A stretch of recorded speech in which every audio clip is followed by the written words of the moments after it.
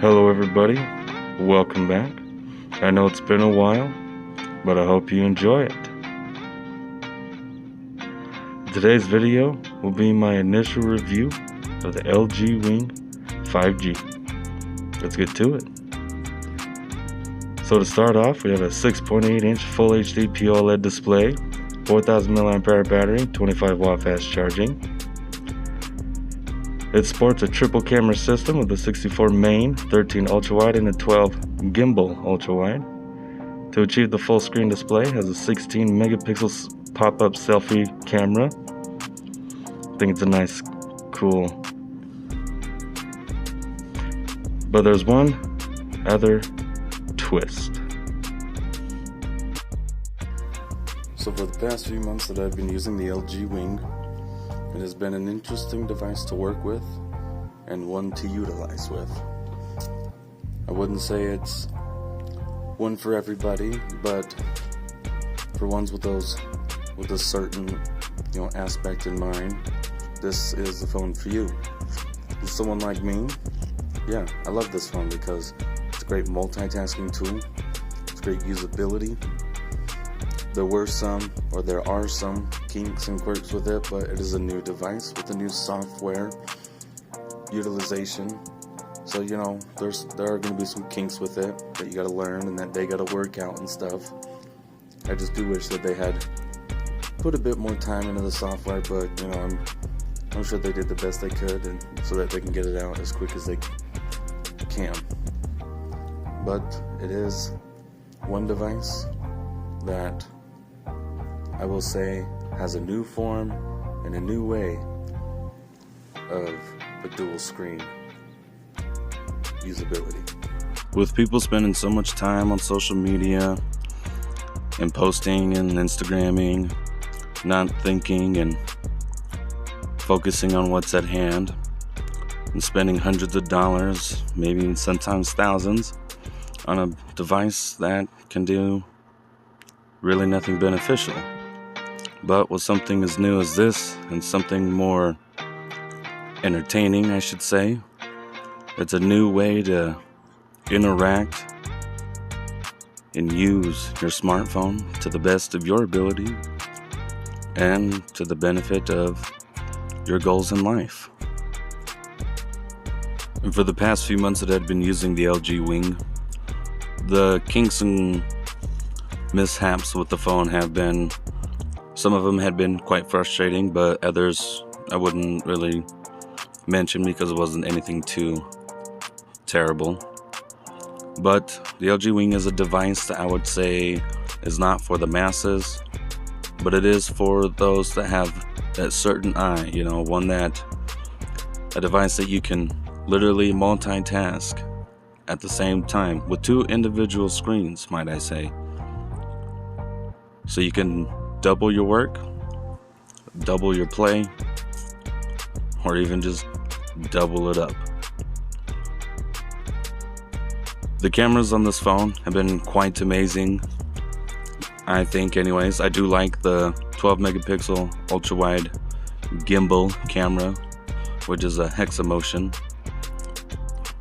And from what I've heard and read, that's mostly like pixel movement and stuff like that or something.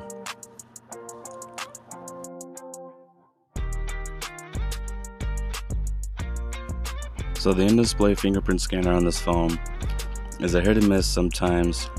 Well, a lot of the times in my case. If your finger's a little sweaty or a little dirty, it'll take a couple tries to get in or just won't get in at all. And what I wanted to show here is that in certain third-party launchers you can use, but there is one little thing. The specific one that I have, which is the Poco launcher, it does not allow the home screen to rotate to landscape. And I've tried to get into the settings to see if I could let it rotate to landscape, but it won't. Some other third-party launchers like Nova Launcher or EV Launcher or something like that, they'll rotate to landscape, so you can have the home screen the way you want it and it'll look just fine up there, and it'll rotate landscape when you open it up. But this specific launcher, the Poco launcher, it doesn't allow that. But you can Still use it, still functional. I just think it's kind of odd that it doesn't allow it to rotate the landscape mode. But I do like this dual screen because, like I was saying, you can even just like use it for YouTube on the top screen and Instagram on the bottom. Or if you're someone like me, you can have your editing app on the top screen and the YouTube on the bottom, because you're going to want the bigger screen for the one you're going to be doing the most work with. And the battery life on this device is pretty good. It's 4,000 milliamp hour battery. It handles very well for everything that I use it for. I do wish it could charge faster though, because the 25 watt fast charging, it is pretty quick, but it's not quick enough for my taste. I mean, from dead to full, it's an hour and 25 minutes. Or hour 45 minutes, I should say, my bad. The single bottom firing loudspeaker is pretty good. It's pretty loud. I just wish it could be louder.